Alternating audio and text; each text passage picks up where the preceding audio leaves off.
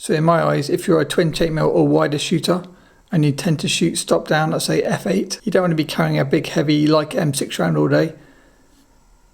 You need to treat yourself to a Leica 3 camera.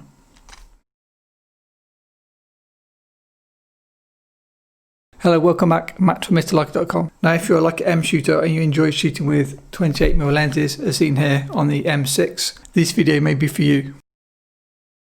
And this video may also be for you if you enjoy cameras like the Voigtlander Best L, which we covered in a previous video. And I think anyone who appreciates antique or vintage cameras, you too may enjoy this video. So in this video we're not looking at Leica M cameras, which we've covered in previous videos. We are looking at Leica 3 cameras. But when I say Leica 3 cameras, the name is slightly distracting. This looks like a Leica 3 camera, but it's actually a Leica 1C. So today we're going to look at the Leica 1C, and I'll explain the difference between a Leica 1C, a Leica 2 and a Leica 3, and also a Leica 1C versus a Leica Standard Model C. So if you enjoy beautiful little cameras like this, join me and we'll take a look. So first off, if I take the lens off so we're only looking at the camera and not distracted by equally pretty little lenses, I'll do this in a future video. So let me introduce you to the Leica 1C. As I say, this is a Leica 3 camera, but it's actually called a Leica 1, so I guess that's confusing. Would you like to know the difference between, say, a Leica 3, a Leica 2 and a Leica 1? I can help. This is a Leica 3 camera. You can tell it's a Leica 3 camera because it has slow shutter speeds on the front and it has a viewfinder and a rangefinder. That is the Leica 3. Next up we have the Leica 2. It has the same viewfinder and rangefinder as the Leica 3, but it no longer has the slow shutter speed dial on the front, and that's replaced by a patch. So if you see viewfinder and rangefinder, but a patch on the front, that is a Leica 2. So side by side, on the top, try and hold it so you can see it. On the top, a Leica 3, on the bottom, Leica 2. I still need to do a video on the Leica 2, but I really like this camera. I do like this camera, but it has a few too many kind of functions for me. I wanted to keep things kind of super simple. Smiley face. So on the top now we have a Leica 2, and on the bottom we have a Leica 1. Do you see a small problem we have with the Leica 1? Look on the top of the camera. There's two things missing, which are quite critical for some photos. You may notice there's no rangefinder and no viewfinder. So to recap, normally you have a rangefinder and a viewfinder. On the Leica 3 camera you have two hot shoes. You have a hot shoe for an accessory rangefinder and a hot shoe for an accessory viewfinder. And also, like the Leica 2, there's a patch on the front, so this camera has no slow shutter speeds. The shutter speed you have on this camera is bulb and then 1/30th of a second through to a maximum of 1/500th of a second, which is enough for me. And then the same with many other similar cameras, you have an A and an R for rewind film and kind of advanced film, i.e. taking photos. This is your shutter advance. This is your film rewind, and that's all you basically got. So all we really have is shutter speed, setting, film advance, film rewind, and take photo. That is literally all this camera offers. So why would you want to buy a camera with so few functions?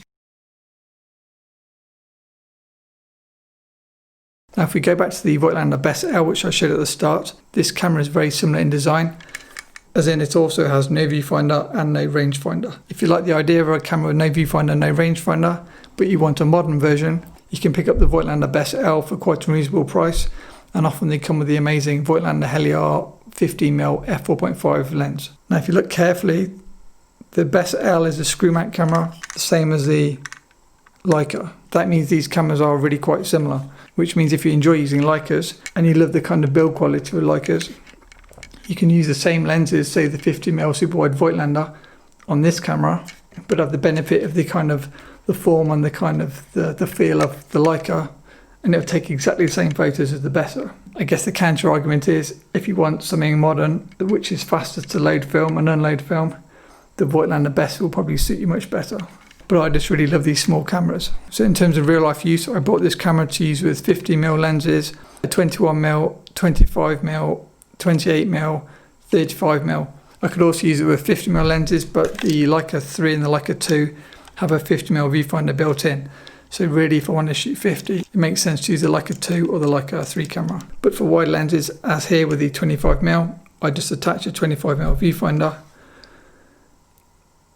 And that is my lightweight setup now for shooting 25mm lenses, 15mm and 21mm. Really nice camera.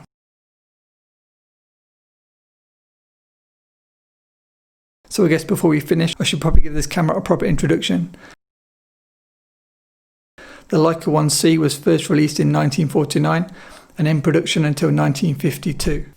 The Leica I is a stripped back version of the Leica IIIC, as the name suggests, and it was designed for use in the laboratory and for technical photography, often combined with either a visoflex or reflex body or a microscope. To recap, it has no viewfinder, no rangefinder and no slow shutter speed dial. If you want the official Leica rangefinder accessory, it's called an FOKOS, I'll write it on the screen. And if you want the official Leica 50mm viewfinder, it's called an SB00I. Again, I'll write it above. The rangefinder is quite a strange thing, it's like a tall stick. I'll try and find a photo and I'll embed it. After 1952, the Leica I was replaced by the Leica If, which I think is a slightly uglier camera. It has a PC sync port where the patch is on these other cameras. Again, if I can find a photo, I'll embed it. The Leica I weighs a mere 379 grams, which is very attractive to me, and I believe that is the lightest of the screw mount Leica cameras. If you know the lighter version, please let me know in the comments below, but from my research, I think this is the lightest camera you can get in terms of the lightest screw mount of all the Leica 3 cameras. In terms of price, when looking on eBay, the price seems to start at around £300 and then go up from there. So you'll see on here there's a couple in the middle coming up listed for less, but if you notice it says parts only, so that's not actually a working camera. And then you see some slightly under 300, some over 300. And then these are the ones, as you can see, with all the accessories, the rangefinder and the viewfinder built in, or included, should I say. Now I'll probably do a separate video on this, but when these Leica 3 cameras, Leica 2 cameras, Leica 1 cameras are around, you could actually send them back to be modified to change it from, say, a Leica 1 to a Leica 2 or a Leica 2 to a Leica 3. So you can't really tell by looking at it if it actually was an off-the-shelf Leica 1 or Leica 2, for example. The way you can tell is by looking at the serial numbers. So you can find the serial numbers on the top plate here, and then if you look it up, I'll put them on the screen. Excuse me, checking my notes. So the following sequences of serial numbers. If you have a camera with this number, it is definitely a Leica I. If it looks like a Leica 2 or a Leica 3, then it's later been modified. Now I'll definitely come back to this in a later video because I have a camera which may fit the bill, so to speak. And finally, the records say that there was only 12,000 Leica I cameras made, so it is a reasonably rare model compared to some of the higher production versions. And lastly, as I mentioned at the start, there is a difference between a Leica I and a Leica Standard Model C. What's the difference? It's really, really easy. If you look on the top of the camera, if it has 2 hot shoes, it's 100% a Leica I or a Leica If. If you see a camera on eBay and it says Leica I, and it has a square, non-removable rangefinder on the top of the camera next to the rewind knob, again, I'll embed a photo so you can see. If you have a camera that looks like this is the original Leica Standard Model C camera. Now this is a much older camera, a 1930s camera, whereas I say this is 1949 to early 1950s. So that's how you tell the difference at a glance. Now if, like me, you're a Leica M shooter and you use cameras like the Leica M2, Leica M3, or the later ones, Leica M4P, Leica M6, and you use Leica M lenses, you may have the question, can you get a Leica M camera which works the same as the Leica I with no viewfinder, no rangefinder? The answer is yes. There's the Leica MD released in 1963 based on a Leica M1. Next came the Leica MDA, which has got the rewind knob on a slant on the right hand side, 1967. And then finally the Leica MD2 released in 1977, which is based on a Leica M42 chassis.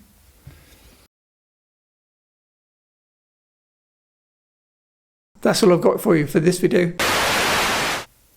Also, I thought, after recording this video, I did a test roll on my Leica I camera, and worst case scenario, I found that there's pinholes in the shutter. So this is a photo from the test roll when you can see clearly that there's obviously holes in the shutter. So now it's like, what do I do now? So I did some research on YouTube and found this video, and it shows you this guy using what's called liquid rubber, and you basically open up the camera and then you shine a torch through the shutter to see where there's holes. You'll see light coming through little dots, and then you put rubber over those holes and then smooth it down and let it set. I have zero DIY skills, but I'll do my best to follow this guy's video. If you want to check out the full video, search for Mikano62. That's all I've got for you for this video. If you enjoyed it, please hit the like button. And if you like this type of content, feel free to subscribe. A big thanks to the support from my patrons, and have a great day whatever you're doing. Bye.